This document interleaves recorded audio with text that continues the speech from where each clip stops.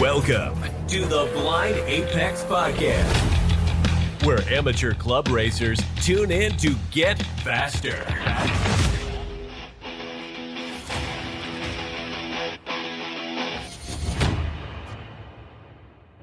I'm your host, Con John Turk, and on this episode, we're talking aerodynamics. Joining me is a carbon fiber wizard, a Mustang guy, YouTube star, wind tunnel nerd, and aerodynamic consultant, AJ Hartman. Welcome to the show.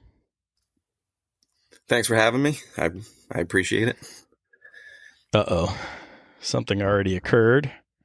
Nope. It's showing me the download stuff. So we're both having fun here. I'm recording from the back of my pickup truck, hanging out, waiting for a football game. So I really appreciate you joining me, AJ. I know we've been in the same paddock area for probably 20 years. Off and on, I've been in the tech shed. You've been racing. Why don't you give us a little bit of a background on your racing and the AJ Hartman aerodynamics and consulting business you have? Yeah, sure. I started racing with NASA way back in 2010. Feels like an eternity ago now. Even back then, I was kind of interested in, the aerodynamics around a car. Built myself a splitter. Back then, just had to buy like an off-the-shelf wing. Around 2014 is when I really started tinkering with composites. A company from Texas called Fulcrum Motorsports. They made what is currently our Fulcrum 14 wing. That guy kind of just got tired of it. So I purchased the company, but it was kind of like the wing mold, and that was about it. And that's when I really went off the deep end of, aerodynamics and composites. Since then, a few years after that, we ended up working with JKF Aero. Most people listening to this, if you're interested in aerodynamics, you've probably seen Kyle Engineer's videos on YouTube. I reached out to him, had him do a bunch of CFD and design work for us on our Apex 8 wing, our dual element wings, our diffusers, splitter tunnels, canards. I might be missing a few things there. But anyway, so working with him in the design stages, and then we did our manufacturing and started producing all of those parts.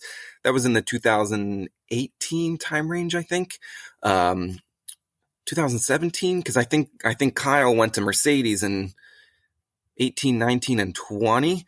And then since then, I've worked with him on a handful of other projects, designing and developing CFD for us, and then we do the manufacturing. So, the business in a nutshell, primarily aerodynamic parts for, we'll say like closed body sedan cars, Mustangs, BMWs, Corvettes, that type of stuff.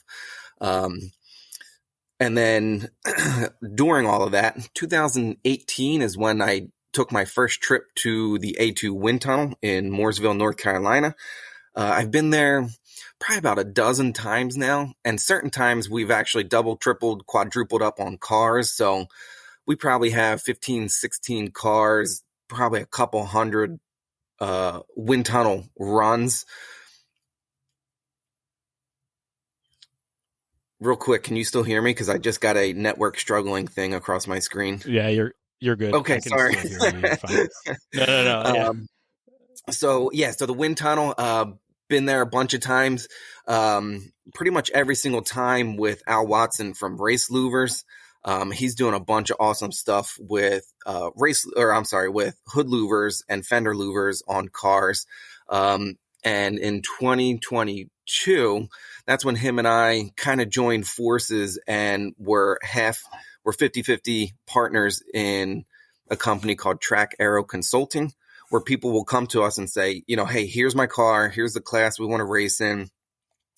You may or may not already have a bunch of stuff on your car, and we'll just kind of guide you through changes you should make without having to get as deep into it as, CFD or taking your own car to the wind tunnel, which we would go with you if you wanted.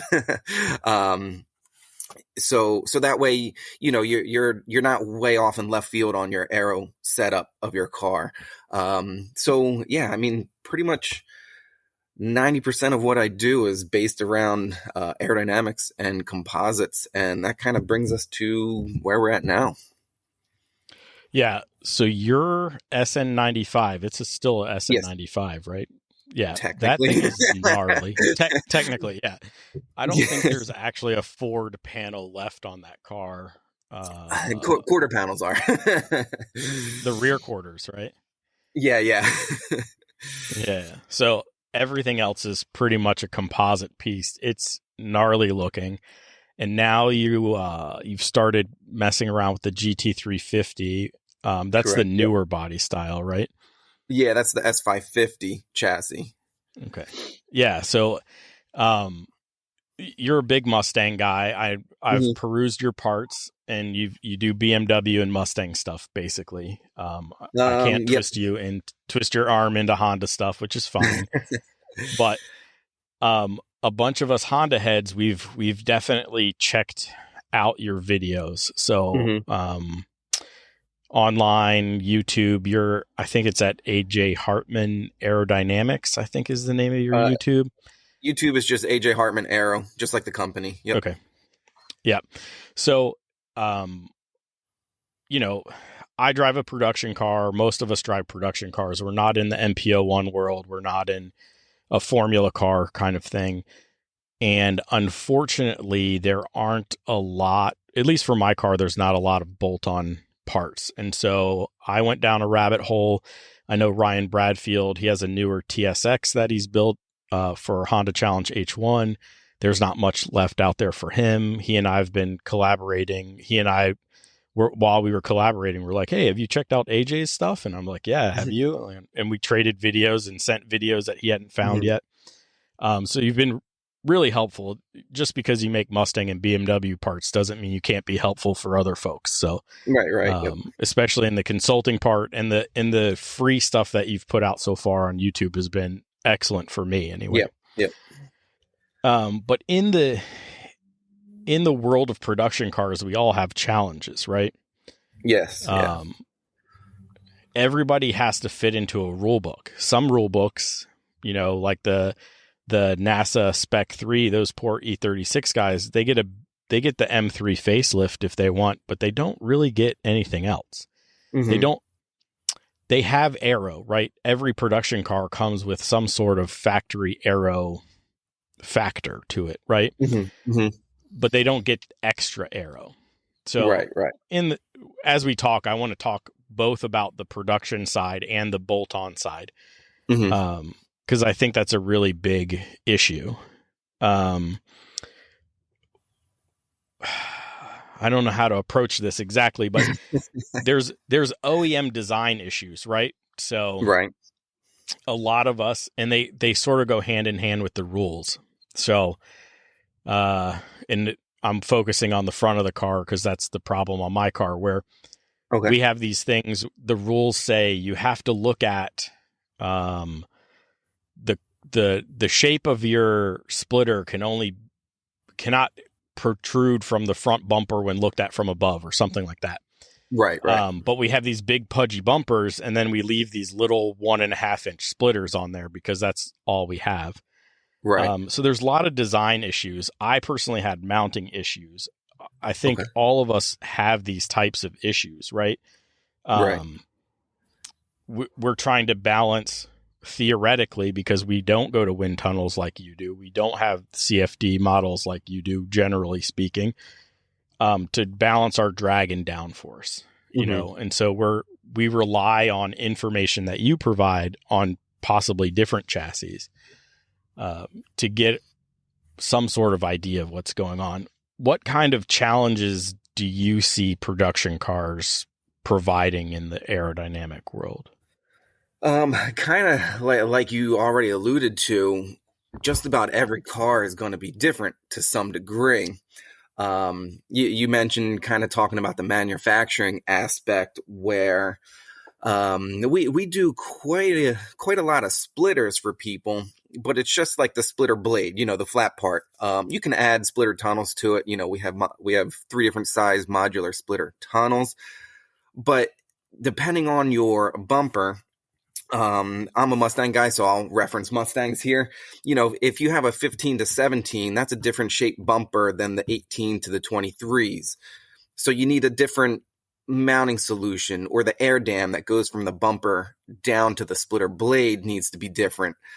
So it's really hard to make something work, I'll say off the shelf for a wide range of stuff, So I think that's where a lot of the custom fabrication comes in.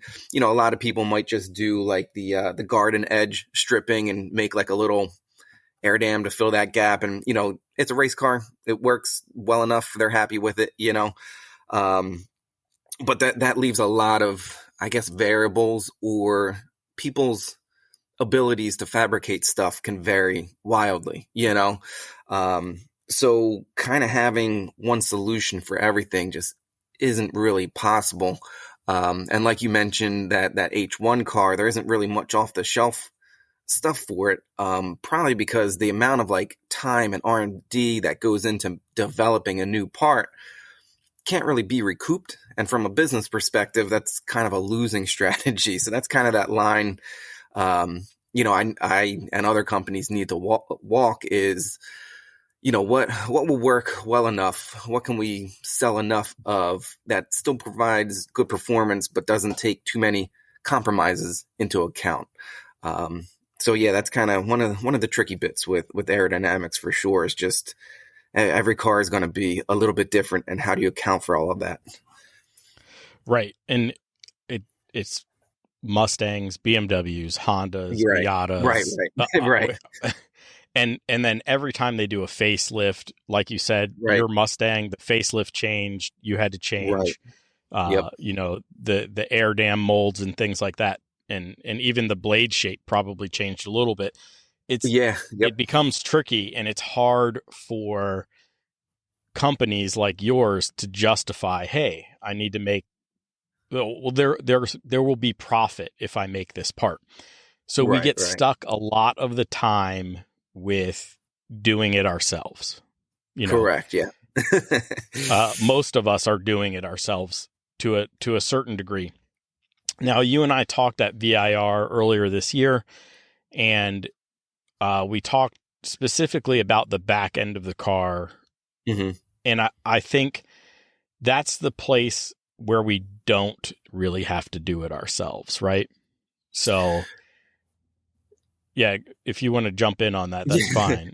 Because the rear end, anytime we've been to the wind tunnel with a car, they're almost always front aero limited. Wings, if you get them high enough in clean air, it's like it'll make roughly the same downforce no matter what car it's on. There's some variables there, but not getting too deep in the weeds. It's easy enough to make a wing make plenty of downforce. So the rear end is usually the easier end to make downforce. Uprights, we have complete chassis kits for several cars. But even if, a company doesn't make a complete kit, probably half of the wings that we make go out the door as just the wing. And then the customer will kind of cut out their own uprights and figure out how to, hook it to their car. So rear ends are relatively easy. Going back to the whole rules thing, you obviously have to take rules into account if there's a chord or a span limit or a setback height, all that stuff. But yeah, they're usually the easier end for sure. Yeah, and that's just on the wing side, but that's what everybody sees, right? Everybody sees they have a wing, they don't have a wing, they have this kind of wing, they don't. It's a swan neck, it's a bottom mount, it offsets off the bumper, it comes off the trunk lid. Mm-hmm. People see all of that. But you're right. Basically, you need to know the rules so you know how wide your wing can be. Mm-hmm. Then you need to have a ballpark on what your trunk width is or how you're going to mount it. And then they could provide the multitude of wing manufacturers. Well, I need the mounting points on the wing at this width, and that's about it, right? And then the rest is up to you. Much, yeah. And you're right. There's angles involved, so it's not super simple, but it's different than the front. You can make uprights and then trim some metal off of both pieces to get the angle the way it needs to be to have a 0 and that like a 0 degree wing, and then to be able to do the adjustments from there. Right. The other thing for the back of the car is especially the more modern cars, they have these plastic pieces in the back, and they're almost factory diffusers. Right. Now, my car personally has one, and I've taken all the steps possible to keep that stuff in the car, because if I remove it, it just becomes a huge air pocket. Right. Do you see a lot of that? I mean, I know you're doing BMW and Mustang stuff, but how important is the rear lower part of the car in the grand scheme of things? It's the whole car as a package. It's probably the least. Because aside from going with like a real proper race diffuser, a lot of that factory OEM plastic, I'll call it, is kind of just drag reduction, if you will. When they make that car, they have to hit a fuel economy, so one way to do that is trimming out drag. So, it's best that you leave it like you have, so yeah, in terms of like downforce generation, it's probably pretty close to 0, but it's probably a drag reducer for sure. But that's a little bit of a different ball game than, if you were to slap on a huge diffuser real close to the ground, something you really want to make rear downforce with. Right.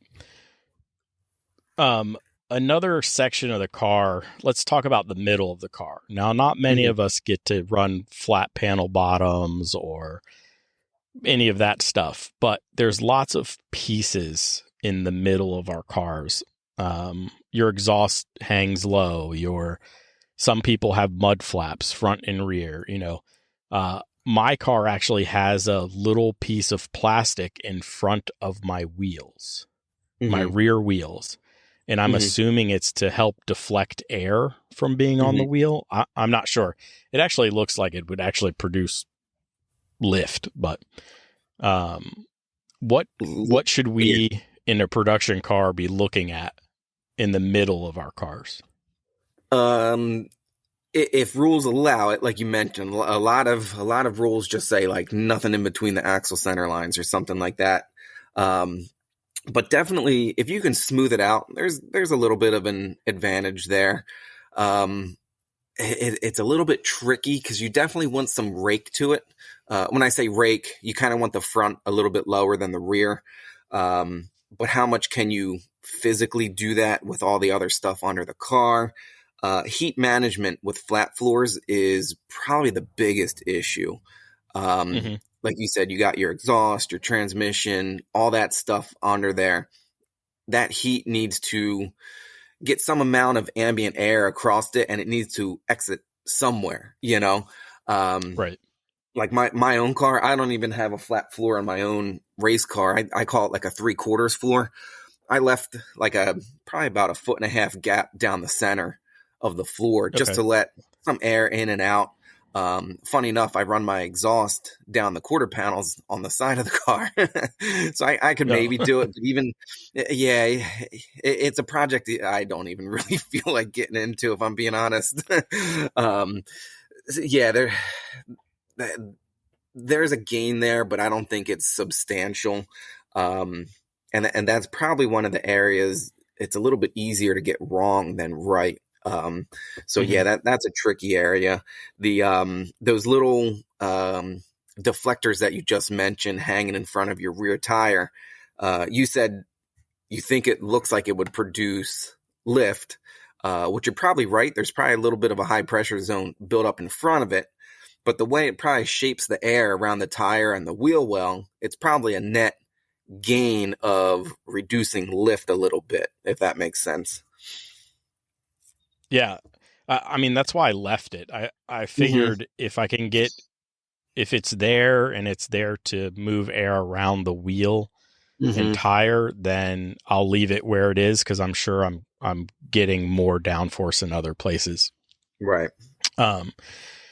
So the rear seemed easy, right? We just buy a wing with certain dimensions that we need to know where our mounts are, how wide it needs to be. Leave as much of the plastics in the rear as you can if you have them. If not, it's the least consequential portion.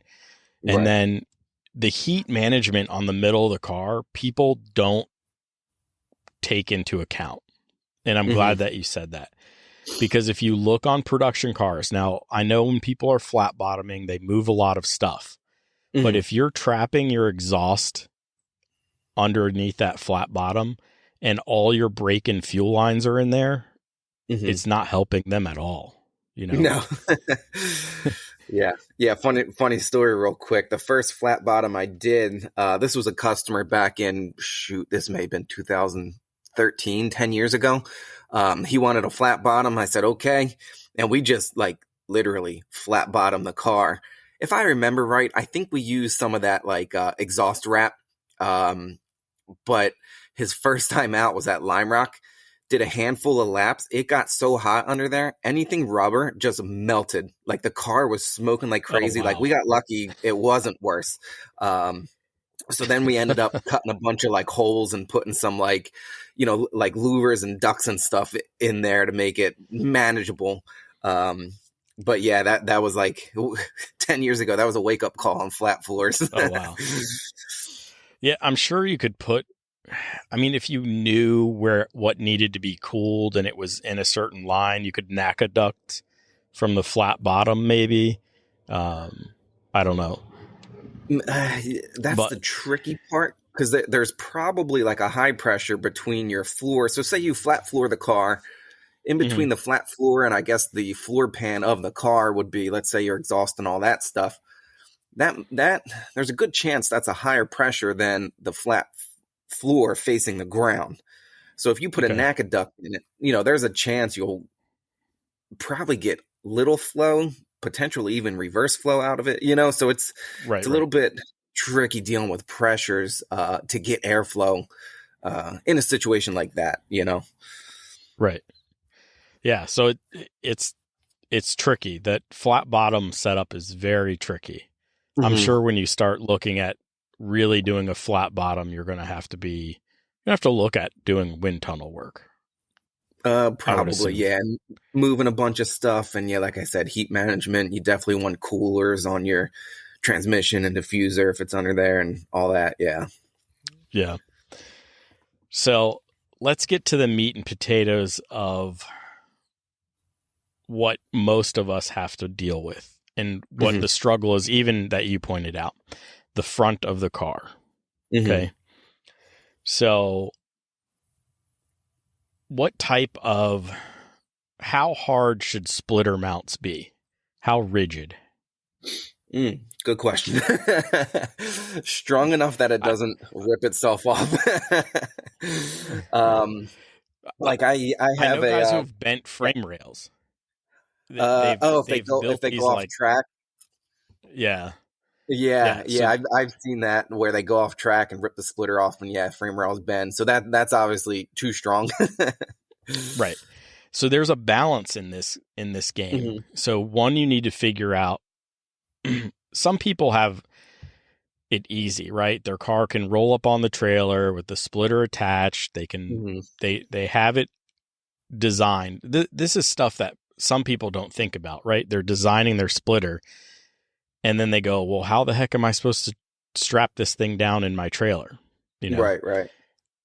And then they go, well, I didn't build it to go on and off the car quickly, right? So these are things we have to account for. Quick disconnects if you need them. If you don't need them, God bless you. Good for you. I definitely need them. My car won't get barely gets on the trailer without a splitter, so it'll never get on the trailer with the splitter on there. Right. But these are all considerations before you look at the aerodynamics, right? Right. Quick solution there for the splitter if it's too low. I just did a video on it on my GT350. I just 3D printed, or I actually cut mine out of a sheet of ABS. Spring, I'll call them like spring lockouts. So what you do is you kind of like lift up the side of the car, jam these lockouts in the coil spring.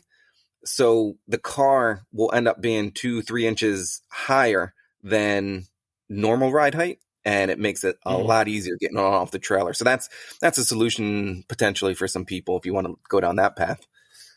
Oh, and then you just jack the car up when it's off in the paddock and rip the spring wedges out, essentially. Yep, and then you just like pop them out of the spring and you're good to go. Yeah. All right, I'll have to look at that video. I don't think I caught that one yet. So okay, I'll send it to you after this.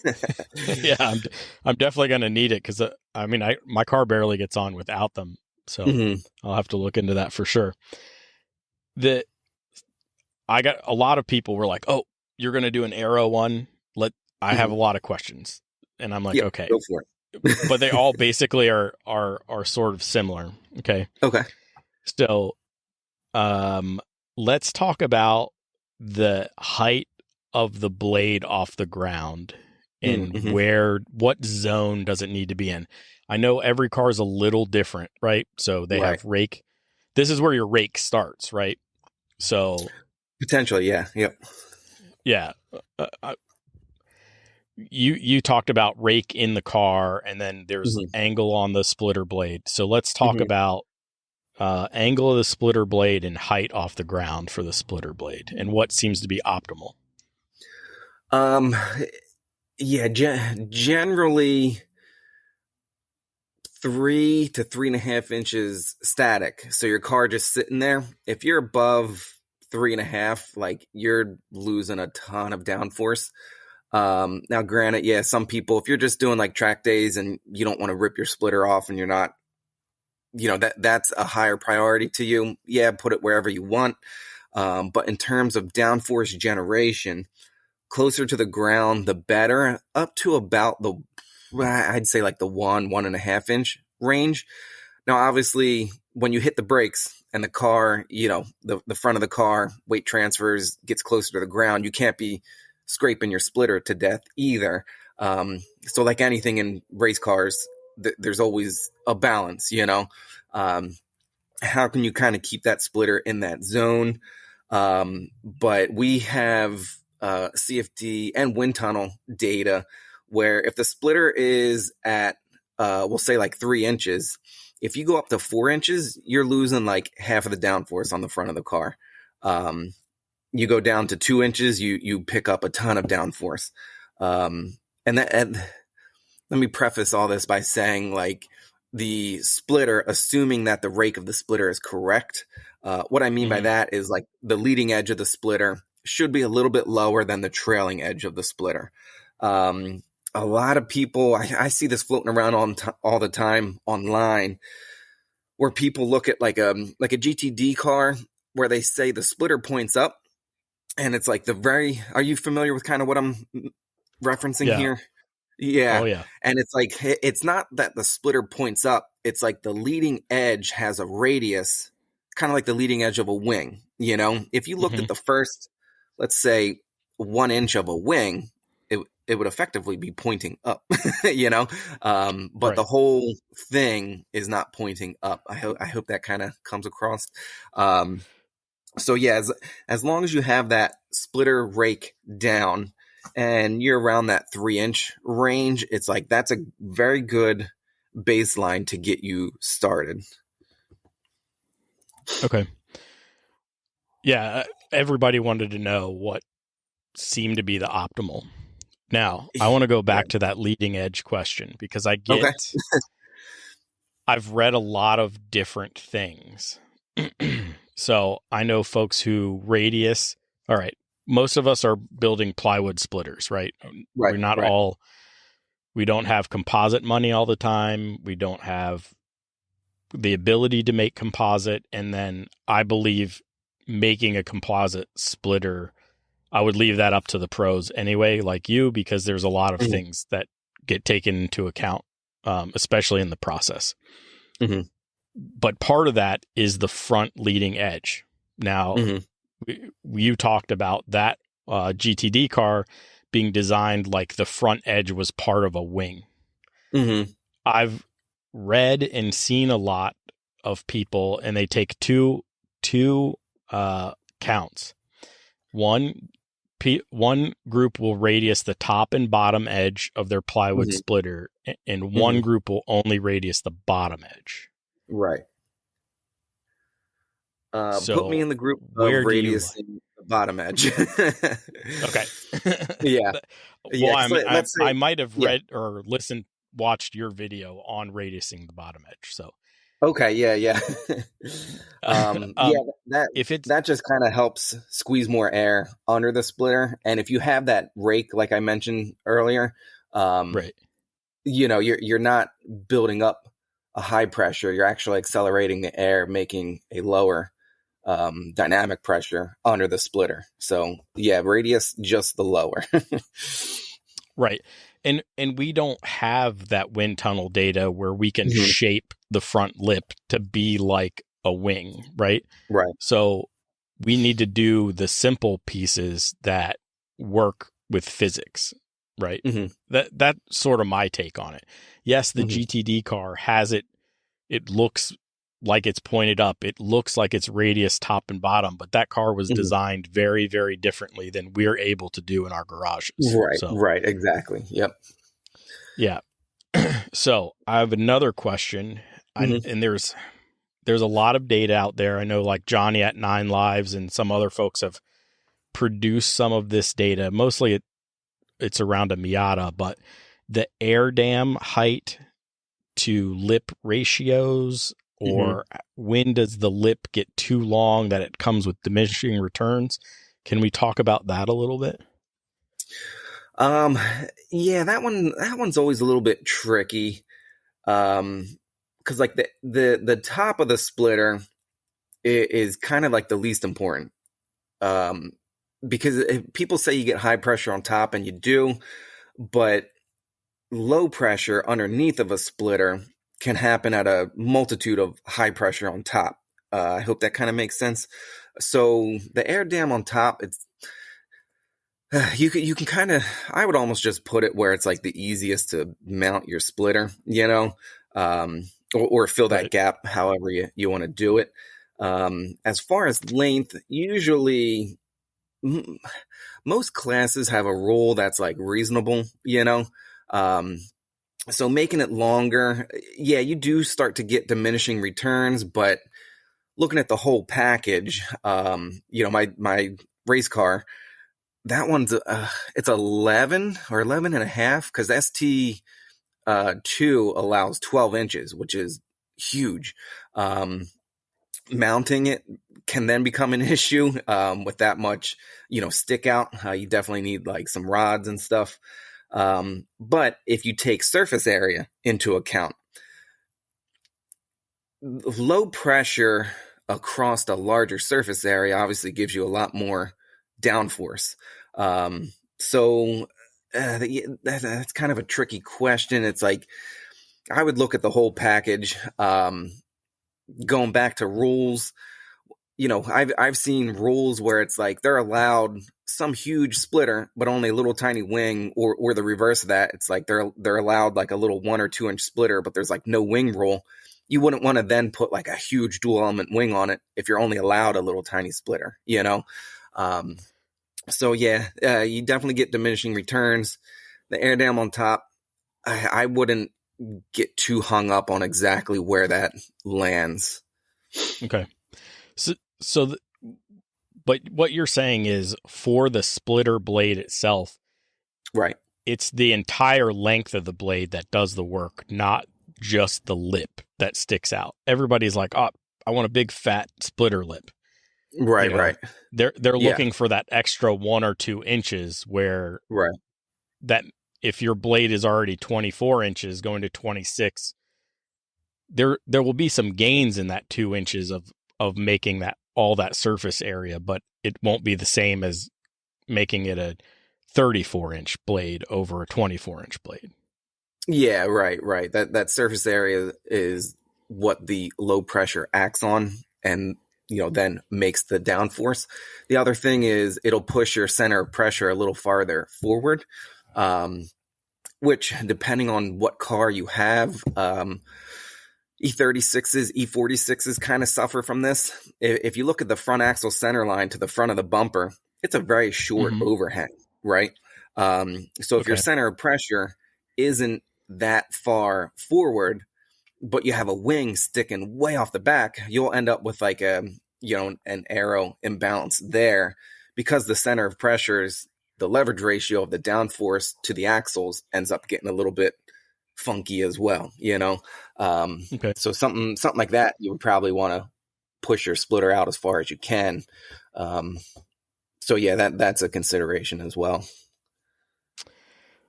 So the splitter's not the only thing that people do to the front of their cars. I'm guilty of it. Your car is vented everywhere. Right. Let's talk about venting a little bit. Okay. I want to get out of the math on the cooling part, but let's just keep it in the aerodynamic realm, because I don't want to go down the thermodynamic ratio path that isn't necessarily always agreed upon. But so some of us still have our plastic inner liners for our front fenders, and some of us, they ripped out of the car and we never put them back. Right. I want to touch about that too. So let's talk about first hood venting and what type of downforce we can get there. And then let's talk about fender venting, which isn't legal in every class, but then also how, like these spec guys, they may or may not have fender liners left in their cars, and maybe they don't need them, or maybe they do need them. So, that's, so a couple points in there to unload. Yeah, hood louvers for sure have always made downforce in the wind tunnel. Like I mentioned earlier, 50/50 partners with Al Watson at Race Louvers. He's doing a ton of cool stuff with the shape of the louvers. They make downforce, they make cooling for sure. Fender louvers, they're a little bit of a twofer, where you'll alleviate that under wheel well pressure, kind of just like the hoods. But if you have splitter tunnels in your car, generally the gains are a little bit more than if you don't.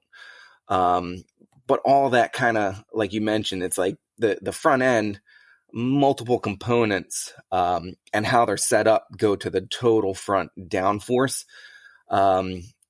You mentioned removing the fender liners on like the Spec 3 guys. Personally, I would probably leave them in if you could. It just kind of seals, the engine bay from the wheel well and all that turbulence and everything. And that's a test we did in the Aerodyne wind tunnel, which is the one where the wheels and everything actually rotate, and not getting too deep in the woods. I would probably leave them. So yeah, there's a bunch going on to the front of the car that make the total downforce.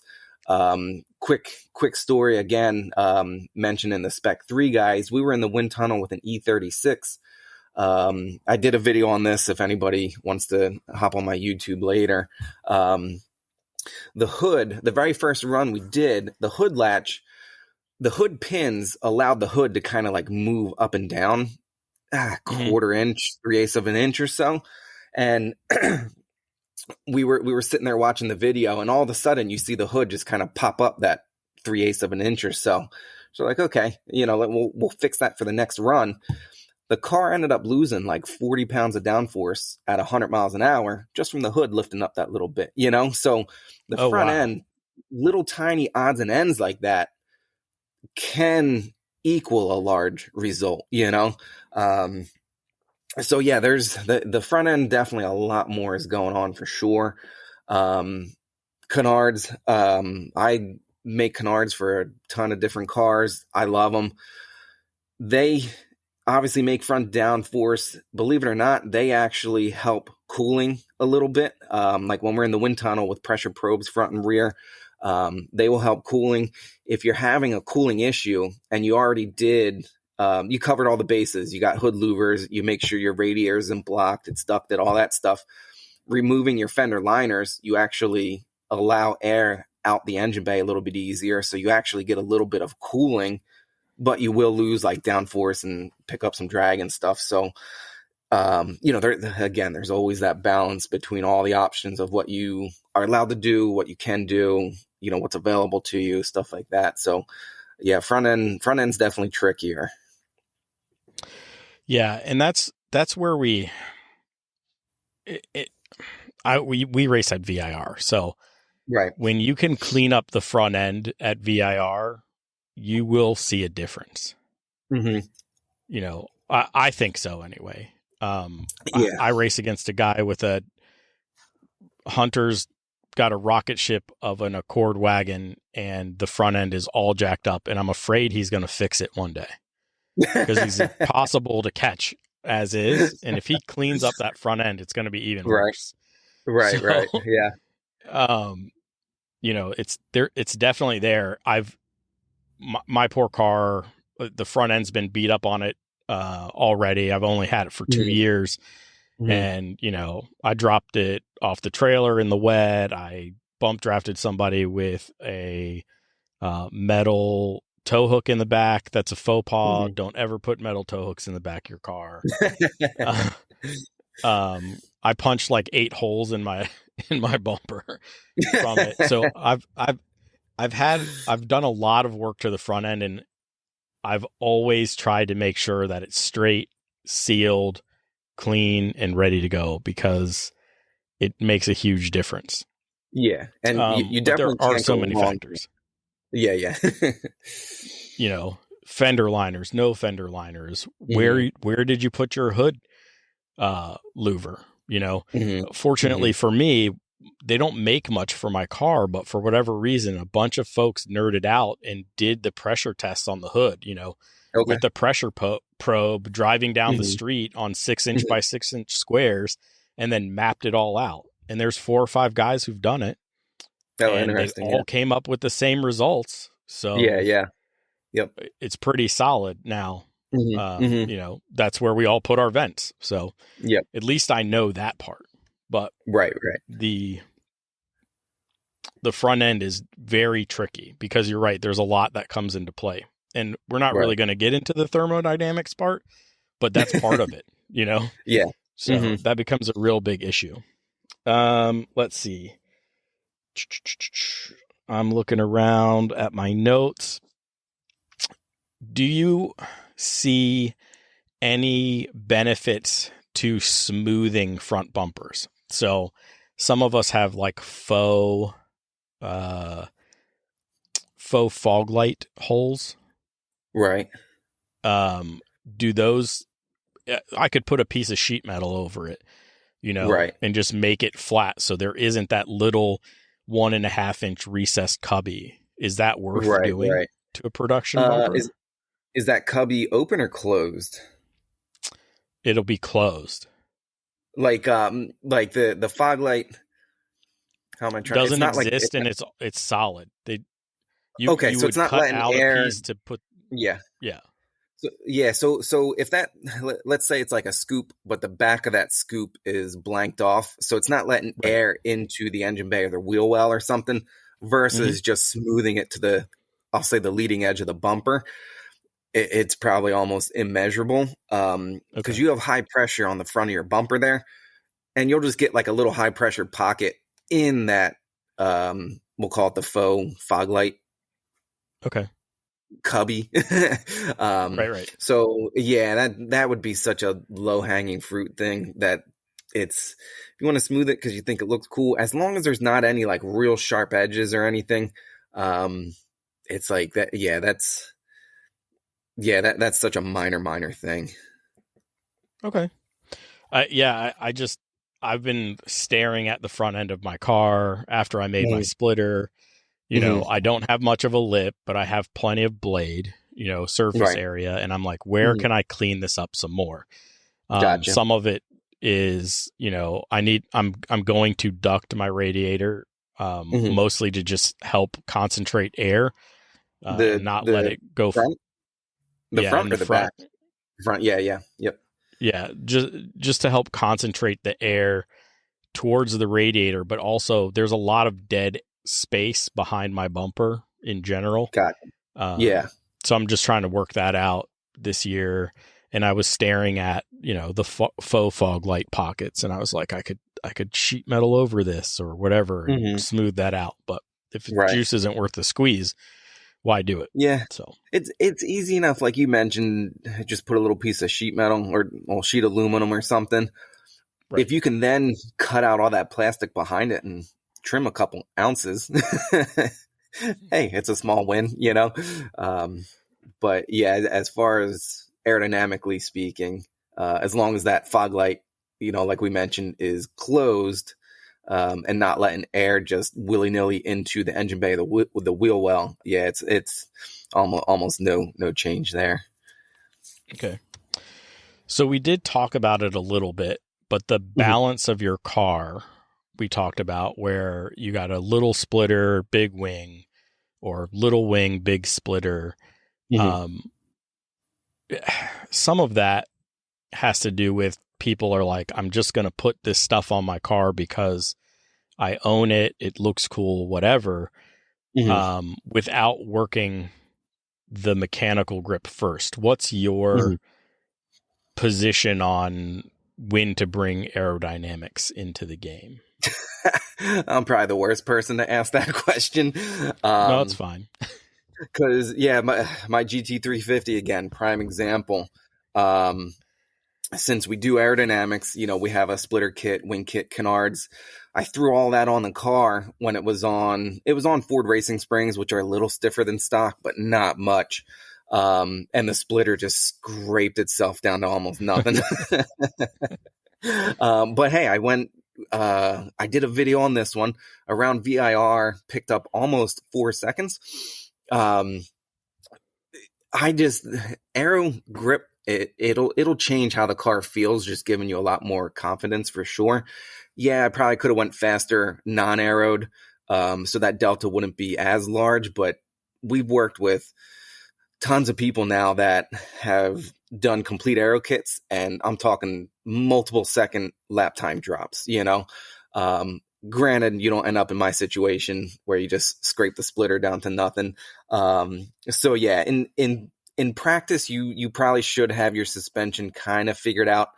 If you're going from no aero to what I'll call proper aero, not just like a little tiny splitter that hardly makes downforce. I'm talking like real downforce. Then you're gonna have to change springs. If you change springs, you're gonna have to change shock settings. If you change, you know what I mean? It just kind of re-leads you down that whole trail of the whole setup needs to work together. But yeah, generally speaking, you kind of want your suspension at least figured out to some degree. But yeah, if you think your suspension needs to be like perfectly dialed in, and then you throw air on it and everything's going to be perfect, that's not how it's going to work out. Yeah, so it's less of a balance of like front to rear, but it's balancing everything you're working on the car.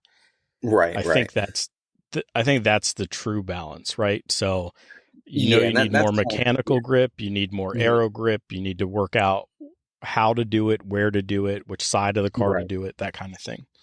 Yeah, and certain tracks lend themselves to being able to do that because it's a slow corner. Okay, that's mechanical grip. A fast turn, aero grip will kind of play a much larger role. So you can kind of, you can kind of tune both together at the same time. VIR is a little bit tricky because there's no really fast turns. I guess up the S is a little bit, but there's a lot of elevation change. But my old home tracks up at New Jersey, Thunderbolt and Lightning, they were great because there was a couple slow turns and there was a couple really fast steady state turns. So you can kind of get your car set up a little bit easier depending on what your home track may be as well. Okay. So sort of wrap this up a little bit. what are some best practices for us home aerodynamicists to do while we are in the garage staring at our cars?